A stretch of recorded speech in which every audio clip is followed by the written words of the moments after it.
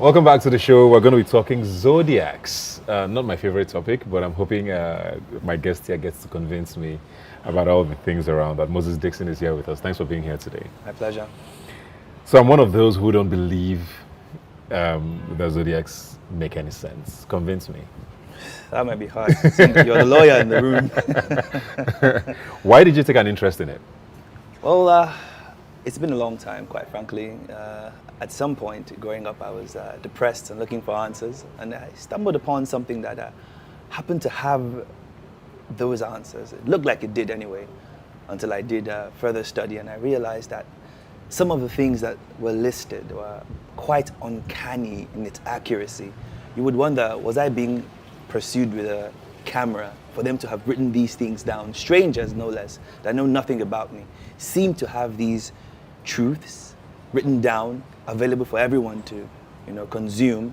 So I couldn't resist, quite frankly. And on further study, I realized that it was actually quite accurate. Yeah. So, like I said, I'm not a huge believer. I can understand that. And one of the arguments, not just from me, from people who also sort of maybe might be in the school of thought as mine, is that a lot of these descriptions are very general, but they word things differently. So, Cancerians are very emotional, but also Scorpios might be moody.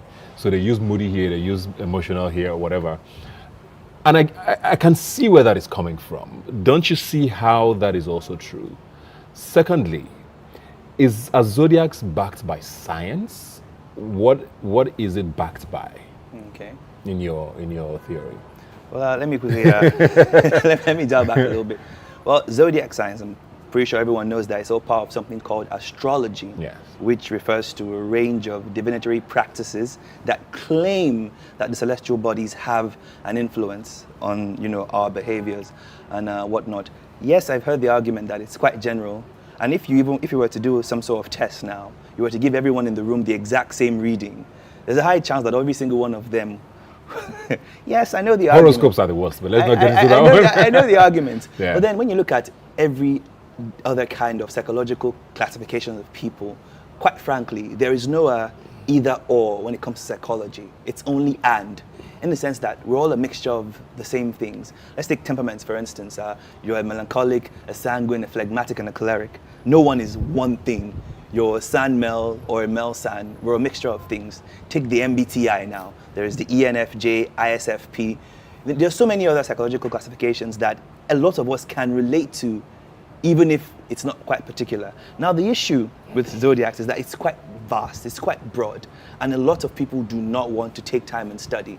They read what they find on magazines and newspapers, that, oh, I'm a Gemini, I do this, I like women, I'm flirtatious, I'm this and that. But in reality, if I say... It's much more than that. It's much more than that. I know this for a fact that you're a Cancer. You're born in July 14th, am I correct? Good. If you were to read about a Cancer on any article that you find out, a lot of the things are actually made to be general because they cannot account for the intricacies of your zodiac signs on a very easy to consume medium. If you want to find out more, you have to go and read more. When they say you're a Cancer, they simply mean the sun was in the planet of Cancer when you were born. But there is a myriad of other factors. Where was Mercury, Venus, Mars, and the moon? That's exactly why... So how does that affect me as a person is my question. Okay. Because my closest friend in university, secondary school through university, we're born 3 days apart. Okay. But if you found two polar opposites anywhere in the world, that would be two of us. Two of you. We are both Cancerians. And that is always my go-to sort of analysis whenever people talk about this. We're complete opposites, but we're the same sign. So how do you explain things like that? I mean, like you said, I've read things about the sign that I read. I'm like, okay, I can see a lot of things that are me or could be me. But I also see a lot of signs that show me, not quite. this doesn't really make sense. So how do you explain a thing like that for someone who maybe wants to understand it? No, I mentioned how so many factors are involved. Yeah. And the thing is, because you're dealing with planets, it's actually quite scientific, quite mathematical, if you ask me. You're dealing with planets here. So therefore, if you were born in Nnewi, another person was born in Aguata, there will be a difference in your reading in the sense that the location you are in has changed. You're working with degrees. That's why I said it's quite technical. And also, let's even take it to something less technical. Upbringing matters. You're a Cancer, I'm a Cancer. You came from a wealthy background. I came from a poor background. My mannerisms are bound to differ. You grew up with sisters, I grew up with only brothers. you can't expect us to behave the same way. So external factors that don't have nothing to do with the zodiac influence this disparity that everyone sees.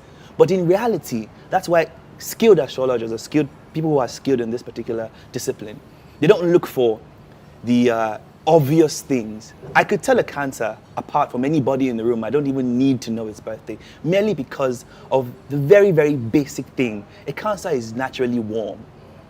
No matter where they came from. Am I warm? I mean, I met you in the room and instantaneously your aura was pretty warm and welcoming. I'm not saying they aren't angry Cancers, because funny enough, the most serial killers are actually I've heard Cancers. that. You see what I mean? Yeah. But there are always those things that you cannot easily tell apart. Because I'm a Christian, because a lot of people tend to think that this particular discipline is, it goes against religion. Yeah. But I'm a Christian and I have no witchcraft powers whatsoever. But we were having a conversation, myself and a couple of friends, and the person mentioned a particular actress. I have no idea who she was. But then I saw her and I said, this particular actress is giving me the vibes of either a Taurus or a Cancer. I said that flippantly. And he, thinking that, okay, let me prove this guy wrong, he checked it and she was born on the 12th day of May, a Taurus. How did I do that? I could see the vibes that she was emitting. And quite frankly, anybody who takes their time, does their due diligence, and can factor in all the differences and disparities, It would make a little more sense. It would make so much sense. So I think another issue I really have with zodiac signs is how it sort of defines people's relationships and friendships. I see people, they go on a date or they meet a friend. Oh, what star are you? Or what sign are you? Oh, Gemini. Oh, no, we don't mix. Yeah. It makes me wonder when people don't even try to explore friendships anymore. And I see it a lot now with a lot of younger people who they instantly decide without even knowing anyone that they can't be friends or they can't date or they can't marry just because a certain sign and a certain sign can never have peace. Why do things like that happen? And are those real things? Are they things that are actually sort of backed by facts in any way? Well, the truth of the matter is astrology suffers the same fate as feminism, in the sense that the most ignorant are the loudest, or those with the least educated opinions are usually the ones with the most opinions. So that's kind of the same fate astrology faces. Quite frankly, when you see someone trying to defend their actions with the zodiac sign, you have to laugh at it because it's absurd. That's lack of accountability on your part. It has absolutely nothing to do with whatever the signs may have predestined. All right, we'll take a quick break now and come back. Please stay with us. Get with you. Don't just stand there teasing me. Now it's time to show and prove. In reality, actually, when it's written that you and a particular sign are not exactly compatible, it doesn't mean you and this person cannot have a healthy relationship. In reality, any two mature people can have a relationship. Any, wherever, whatever sign. I like to put that out there. But what this does now is to give you an edge, in the sense that it's easier for you to smooth your differences when you know that, okay, this is your difference. For instance, now, let me use Cancer once again. It's a water sign. It belongs to the water element. That's another detail for another day. And let's say you're in cahoots with a Aries now in the fire element. You should already know that one is more emotional than the other. So if, for example, that particular kind of union happens, automatically, if either one of them is astrologically savvy, you would know that, okay, my partner, let's say the Cancer is a woman, is more emotional than most. So I cannot relate with her the way I would other fire signs. I should actually take the time to learn how she responds to things, therefore to make our relationship easier. You as an Aries now, if you had a relationship with another Aries, it will be significantly easier because you tend to have similar traits. So some might be easier than the others, some quite difficult, but that's life really. Even if you didn't know about the zodiacs, some relationships will be harder than the other and some will be easier than the other. But saying that you're not compatible is not an excuse to not bring your best foot forward or to commit to a relationship. It's actually a very poor assessment of things, and it's a poor way to think. And it's also immature, quite frankly, for you to exclude the wonders of discovering new people, meeting different souls, simply because it's written in the zodiac that you're not compatible. That's a very poor application of the whole. So I just want to get something clear from you, because I hear you a lot. You are being reasonable. You understand that, okay, people are the way they are. Zodiacs might affect or might be a part of someone's personality, but it doesn't necessarily define them. It does not define them. Why then are they important, is my question. It's like asking why the last 15 years of my life have been interesting. Why is it important? Because I can't say, to be honest, because Why should I care? In this day and age, in this world that we live in, it's quite important that you make friends and you network with the right people. So I can't even say whether or not you need this, because there are other ways. If I tell you this is the only way to understand the world, I'm lying to you. If I say it's the only way to understand other people, I'm equally lying, because there are so many other personality indicators in the world. Like I said, there's MBTI, there's the temperament, there's the Big Five personality test. They're all sorts of classifications. But why you should care is because this one yields the most amount of information with the littlest personal knowledge. In the sense that for me to judge whether or not you're a sanguine or a melancholic, I have to live with you. I can't just see both. I can't see both temperaments from a distance. I can see the first one, the primary one. If you're extroverted, I could say you're either a choleric or a sanguine. But with this particular trait, this particular zodiac now, all I needed was your day, the birthday, and the birth month. And I would glean an unhealthy amount of information about you. God bless me, I happen to have the year you were born. Wow. The things I could find out about you. Really, if I were to do a reading for anyone. So the year also counts? The year besides just that's what makes it less general. The difference between you and a July 14th, 1991 person and someone say 1994, oh my, there's a world of difference. And that's kind of why you see a lot of differences between similar signs. You're not born on the exact same minute, the exact same second, the exact same hour. You cannot expect to have similar results or similar readings. But someone born in a completely different year would have a particular part of their birth chart, let's say Mars, responsible for communication. He might have his Mars in Aries. I know it's a lot of gibberish, but try to stay with me. Mars, responsible for communication. Venus, responsible for love. Mars is sexual energy. Mercury is communication, and Venus is love. And the moon is your subconscious. Any small discrepancy in the location and the time you were born could alter one of these variables. And once it's altered, automatically you're going to have a different result. So why should you care?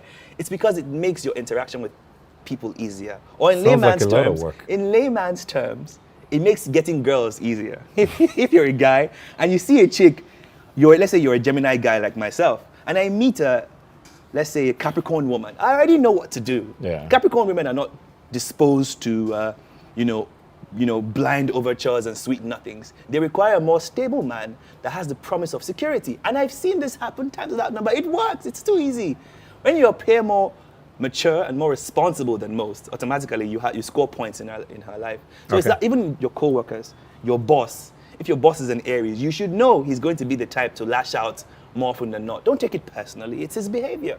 So if you don't see why knowing people a little bit better could help you in all walks of life, means you don't not you in particular, means the person doesn't know what it takes to really live in harmony with everyone. So I think this helps a great deal. On a final note, November 25th is what's zodiac?